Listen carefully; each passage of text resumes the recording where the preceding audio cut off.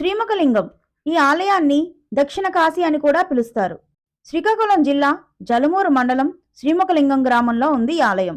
పూర్తిగా రాతితో నిర్మించిన ఏకైక దేవాలయం. 1 తక్కువ కోటి లింగాల ఆలయంగా పిలువబడుతుంది. శివుడు ముఖం దాల్చి ఆవిర్భవించిన క్షేత్రం. కాశీలో లింగం, గంగలో స్నానం, శ్రీశైలంలో శిఖరం, శ్రీముఖలింగంలో ముఖదర్శనం చేసుకుంటే మోక్షం సిద్ధిస్తుంది అని పురాణాలు చెబుతున్నాయి. సుమారు 1000 సంవత్సరాల క్రితం కట్టిన ఆలయం ఇది.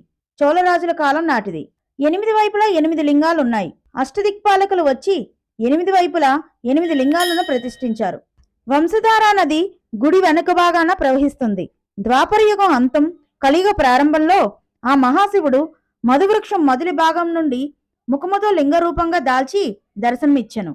మధువృక్షంలో పుట్టడం వలన మధుకేశ్వరుడు అని, అలాగే ముఖ ఆకారంతో పుట్టడం వలన ముఖలింగేశ్వరుడిగా పిలువబడుతున్నాడు.